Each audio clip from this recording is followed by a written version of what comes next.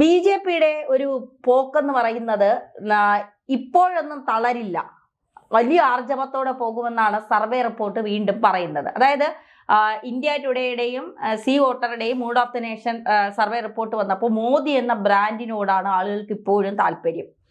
India മുന്നണി കൂപ്പുകുത്തും, India മുന്നണി ഇനി അതായത് ഈ കോൺഗ്രസ് മുക്ത ഭാരതം എന്ന ബി.ജെ.പിയുടെ ആ ഒരു മുദ്രാവാക്യം അന്വർത്ഥമാക്കുന്ന തരത്തിലാണ് സർവേ പുറത്തു വന്നിരിക്കുന്നത്. ഇനി ഇപ്പോൾ 2026 തിരഞ്ഞെടുപ്പ് നടന്നാൽ അടുത്ത തിരഞ്ഞെടുപ്പ് 2029 സ്ഥിതിഗതികൾ മാറാനൊക്കെയുള്ള സാധ്യതയുണ്ട്. എങ്കിലും ഈ ഒരു പോക്ക് എങ്ങോട്ടേക്കാണ് ബി.ജെ.പി പോകുന്നത്? ബി.ജെ.പി വളരെ കാലം ഇന്ത്യ മഹാരാജ്യം ഭരിക്കുമെന്നുള്ള രീതിയിലേക്കാണ് പോകുന്നത്. ഈ തുടക്കത്തിൽ തന്നെ ആദ്യത്തെ പ്രാവശ്യം അധികാരത്തിൽ വന്നതിന് ശേഷം എനിക്ക് തോന്നുന്നൊരു 6 മാസത്തിന് ശേഷം അമിത്ഷാ പറഞ്ഞ 50 കൊല്ലത്തേക്ക് ബി.ജെ.പിക്ക് തിരിഞ്ഞു നോക്കേണ്ടി വരത്തില്ല, അതായിരിക്കും ഇനിയത്തെ അവസ്ഥയാണ്. 2014 കയറിയതിന് ശേഷം പറഞ്ഞത്. അപ്പം അതൊന്നും ആരും വിലക്കെടുത്തില്ല. അടുത്ത പ്രാവശ്യം ഇതുപോലെ പലപ്പോഴും സംഭവിച്ചിട്ടുണ്ടല്ലോ, ഒരു 5 കൊല്ലം കഴിയുമ്പോൾ വീണ്ടും കോൺഗ്രസിന് അധികാരത്തിൽ വരാമെന്നുള്ള ഒരു ധാരണയിലാണ് അവരിരുന്നത്, അവർ ഫേസ് ചെയ്ത്. പക്ഷേ ആ രണ്ടാമത്തെ പ്രാവശ്യം ആദ്യത്തെ പ്രാവശ്യത്തെക്കാട്ടി കൂടുതൽ ഈ മോദിക്ക് അങ്ങനെ ഒരു പ്രശ്നമുണ്ടല്ലോ, മോദി കൂടുതൽ വലിപ്പത്തിലാണ് വരാറുള്ളത്. കാരണം ഇവിടെ ഗുജറാത്തിൽ തന്നെ സംഭവിച്ചു, ഓരോ പ്രാവശ്യം വരുമ്പോഴും അദ്ദേഹം കൂടുതൽ MLA-മാരെയും അല്ലെങ്കിൽ അദ്ദേഹം കൂടുതൽ ശക്തി പ്രാപിക്കുന്നതായിട്ടാണല്ലോ. ഇവിടെ അങ്ങനെ സംഭവിച്ചു. പക്ഷേ മൂന്നാമത് 2024 ഇനിയും വിട്ടുകൂടാന്ന് പറഞ്ഞുകൊണ്ട് എല്ലാ ശക്തികളും ഉപയോഗിച്ച്, അതായത് രാജ്യവിരുദ്ധ ശക്തികളും ഒരുപക്ഷെ നമ്മുടെ രാജ്യത്തിനകത്തും പുറത്തുമുള്ള നമ്മൾ ശത്രു രാജ്യങ്ങളെയൊക്കെ കൂട്ടുപിടിച്ച്, അല്ലെങ്കിൽ രാജ്യത്തെ തകർക്കാൻ നിൽക്കുന്ന ഡീപ് സ്റ്റേറ്റ് എന്ന് പറയുന്നതും അല്ലെങ്കിൽ ജോർജ് സോർസ് എന്ന് പറയുന്നതും എല്ലാ സംവിധാനങ്ങളും ഉപയോഗിച്ച് തകർക്കാൻ നോക്കിയിട്ടുമ്പോൾ 2024 ബി.ജെ.പിക്ക് കേവല ഭൂരിപക്ഷത്തിൽ ഒറ്റയ്ക്കെത്താൻ സാധിച്ചില്ല. അതിന് മുമ്പ് 2 വട്ടം ഒറ്റയ്ക്കെത്താൻ സാധിച്ചു, ഇപ്രാവശ്യം ഒറ്റയ്ക്കെത്താൻ സാധിച്ചില്ല, വന്നു. അപ്പോൾ അതിനുശേഷം വന്ന തെരഞ്ഞെടുപ്പുകളൊക്കെ നോക്കുമ്പോൾ സർവേകളെ ഒക്കെ മറികടന്ന് ബി.ജെ.പി ആയിരുന്നു. ഏറ്റവും അവസാനം ബീഹാറിലും കണ്ടില്ലേ, പ്രതിപക്ഷമില്ലാത്തൊരു പോക്കാവുകയാണ് മഹാരാഷ്ട്ര ബീഹാറിലൊക്കെ വരുമ്പോൾ. അപ്പം ഓരോ പ്രാവശ്യം ഈ സർവേ നടത്തുന്നവരാണ് ഈ മൂഡ് ഓഫ് നേഷൻ. അവിടെ ഇപ്പോഴത്തെ സർവേയിൽ എന്ന് പറഞ്ഞാൽ 2025 ഉണ്ടായതിനെക്കാട്ടിൽ ബി.ജെ.പിക്ക് മുന്നേറ്റമാണ്. അതായത് ഇപ്പോൾ ഇലക്ഷൻ നടത്തിയാൽ 289 ബി.ജെ.പിക്ക് ഒറ്റ കേവല ഭൂരിപക്ഷം മറികടക്കും. അതുപോലെ 382 സീറ്റ് NDAക്ക് കിട്ടുമെന്നാണ് പറയുന്നത്. അത് 2029 ആകുമ്പോഴത്തേന് കഴിഞ്ഞ കൊല്ലത്തെക്കാട്ടിൽ ഏതാണ്ട് 1% വോട്ടിൻ്റെ വർധനമാണ് ഉണ്ടാകുന്നത്. 2024 44% ഇപ്പോൾ അത് ഏതാണ്ട് 47%. കഴിഞ്ഞ പ്രാവശ്യം 45% പോയി.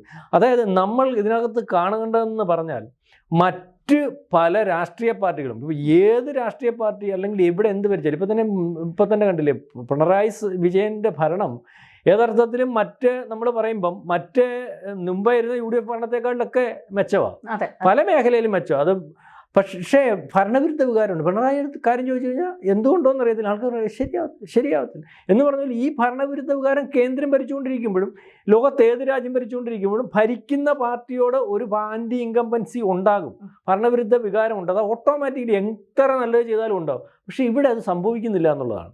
ഇതിന് പുറകിൽ എത്ര മാധ്യമങ്ങൾ നിന്നിട്ടും പ്രതിപക്ഷം നിന്നിട്ടും എന്തൊക്കെ ചെയ്തിട്ടും നരേന്ദ്രമോദിയുടെ അങ്ങനത്തെ ഒരു അല്ലെങ്കിൽ ഭരണവിരുദ്ധ വികാരമില്ല.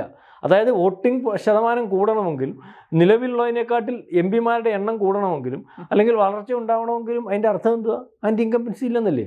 അതൊരു മഹാ അത്ഭുതമാണ് എന്ന് പറയുന്നത്. അതായത് അയാൾ ചെയ്യുന്ന കാര്യങ്ങൾ ഒരുപക്ഷെ രാജ്യത്തിന് വേണ്ടി ചെയ്യുന്ന കാര്യങ്ങൾ ജനത്തിന് ബോധ്യപ്പെടുന്നു, അതങ്ങനെയാണ് ചെയ്യേണ്ടത് എന്നുള്ള രീതിയിലേക്ക് കാര്യങ്ങൾ വരുന്നു എന്നുള്ളതാണ് അതിൻ്റെ അർത്ഥം. അപ്പം അത് ഒരു വല്ലാത്ത ഒരു പ്രതിഭാസം അല്ലെങ്കിൽ വല്ലാത്തൊരു കഴിവും തന്നെയാണ്, നമ്മളതിനെ കുറച്ച് കാണാൻ പറ്റത്തില്ല. അപ്പം ഈ പറയുന്നത് പോലെ ഇപ്പം ഇതിൻ്റെയൊക്കെ റിഫ്ലക്ഷൻ എല്ലായിടത്തും ഉണ്ടാകും. കാരണം കഴിഞ്ഞ ദിവസം തമിഴ്നാട്ടിലെ സർവേക്കകത്ത് വീണ്ടും ഇപ്പോൾ ഭരിച്ചുകൊണ്ടിരിക്കുന്ന പാർട്ടി തന്നെ DMK തന്നെ വരുമെന്ന്. മാത്രമല്ല അവിടെ ബി.ജെ.പിക്ക് കുറവാണ് സംഭവിച്ചിരിക്കുന്നത്. കഴിഞ്ഞ പ്രാവശ്യം ഇതേ മൂഡ് ഓഫ് നേഷൻ നടത്തിയപ്പം 2 സീറ്റ് ലോക്സഭാ സീറ്റുള്ളിടത്ത് ഈ പ്രാവശ്യം വീണ്ടും 1 സീറ്റിലേക്ക് വന്നിരും. അതായത് 2024 അതേ അവസ്ഥ തന്നെയാണ്. അവരെ ഒന്നും ചെയ്യാൻ പറ്റുന്ന ഒരവസ്ഥയില്ല. അവർക്കാണ് ഈ പറയുന്നത് പോലെ 45% അങ്ങാണ്ട് വോട്ട് വരുന്നത്. ഇപ്പോൾ നമ്മുടെ ഒരു നടൻ വന്നിട്ടുണ്ടല്ലോ, എന്തുവാ, വിജയൊക്കെ അവിടുത്തെ അടുത്ത മുഖ്യമന്ത്രിയാവാൻ നിൽക്കും. അദ്ദേഹത്തിന് 15% വോട്ടിൽ കൂടുതൽ അവിടെ വരുന്ന ഒരവസ്ഥയില്ലെന്നാണ് പറയുന്നത്. അപ്പോൾ നമ്മൾ ഈ കോൺഗ്രസ് മുക്ത ഭാരതം എന്നൊക്കെ പറയുമ്പോൾ കോൺഗ്രസ് മുക്ത ഭാരതമൊക്കെ ശരിക്കും ചിലപ്പോൾ നമുക്ക് പ്രതീക്ഷിക്കാം. പക്ഷേ ചിലയിടങ്ങളിലേക്ക് ബി.ജെ.പിക്ക് കേരളത്തിലായാലും തമിഴ്നാട്ടിലായാലും പോണ്ടിച്ചേരിയിലായാലും ഒക്കെ ബി.ജെ.പി, അതുപോലെ പശ്ചിമ ബംഗാളിലും ബി.ജെ.പിക്ക് ഇപ്പം ഇതിനകത്ത് നോക്കുമ്പോഴും ബി.ജെ.പിക്ക് അവിടെ ഈ തമിഴ്നാടിനെ അപേക്ഷിച്ചിട്ട് നേട്ടമുണ്ട്.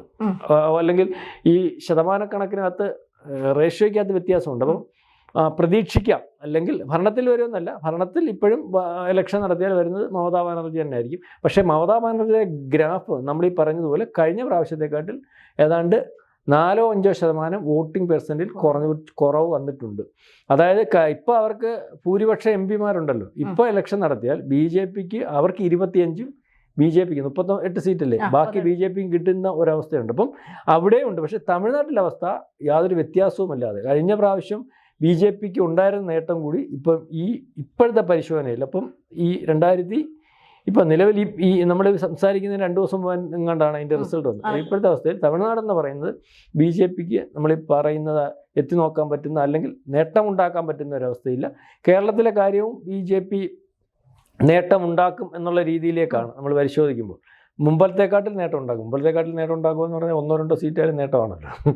സതീശനോട് പറവൂര് മാറി നേമത്ത് മത്സരിക്കാൻ സതീശൻ പറഞ്ഞു എനിക്ക് പറ്റില്ലെന്ന്, അത് ഭയന്നിട്ടാണെന്നൊക്കെ പറയുന്നുണ്ട്.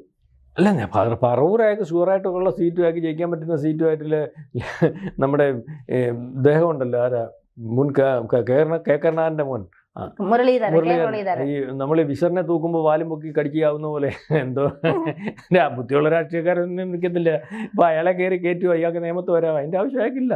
ഒരുപക്ഷെ നിയമത്തിൽ നിന്ന് മത്സരിച്ച് ചിലപ്പോൾ ജയിക്കണമെന്നില്ല. പക്ഷെ മറ്റേടത്ത് അയാളെ ഒരു ജനപ്രതിനിധി എന്നുള്ള രീതിയിൽ അയാളുടെ മണ്ഡലത്തിൽ നിൽക്കുക, ആ മണ്ഡലത്തിലുള്ള ആൾക്കാർ അയാൾക്ക് പ്രയോജനമാകുന്ന രീതിയിൽ വോട്ട് ചെയ്യുകയൊക്കെ ചെയ്യും. അപ്പം അതൊന്നും ഒരു ഭയന്നിട്ടാണെന്ന് ചോദിച്ചാൽ തോക്കുമെന്നുള്ള ഭയം കാണും, അത് ഉറപ്പാ.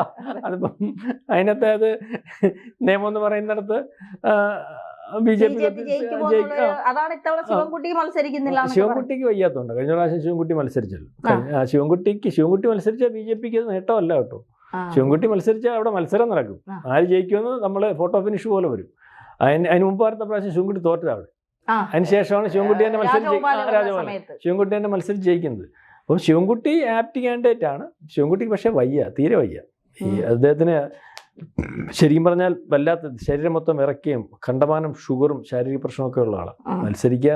പാർട്ടികളെ മത്സരിപ്പിക്കാൻ നോക്കും. പക്ഷേ അയാൾക്ക് ഒരു ഇലക്ഷന് ഒരു 10-28 ദിവസം സജീവമായിട്ട് പ്രവർത്തിക്കാൻ പോലും ഒക്കുന്ന ഒരു അവസ്ഥ ഇല്ല. ഇപ്പോഴത്തെ ഒരു രീതി എന്ന് പറഞ്ഞാൽ നിയമത്തൊക്കെ എന്ന് പറഞ്ഞാൽ ഭയങ്കര മത്സരമായിരിക്കും. കാരണം ഇഞ്ചോടിഞ്ച് മത്സരം വരും, വാര്യതിലേക്ക് വരും. ഏതാണ്ട് 40ഓളം MP-മാർ BJPക്ക് ഇപ്പോഴത്തെ അവസ്ഥയിൽ നേട്ടമുണ്ടാകുന്നതിലെ കൂടുതലായി വരുന്നു ഇലക്ഷൻ നടന്നാളുന്ന രീതിയിലേക്കുള്ള സർവേയാണ്. അതായത് BJPയെ തടയാൻ പറ്റാത്ത ഒരു അവസ്ഥയിൽ, അല്ലെങ്കിൽ മറ്റ് പ്രതിപക്ഷം ഇല്ലാത്ത ഒരവസ്ഥയിലേക്ക് കാര്യങ്ങൾ പോകുന്നു എന്ന് വേണം കരുതാൻ. കൂടുതൽ വാർത്തകളും വിശേഷങ്ങളും നിങ്ങളിലേക്ക് എത്താൻ ABC മലയാളം സബ്സ്ക്രൈബ് ചെയ്യുക, ബെൽ ബട്ടണും അമർത്തുക.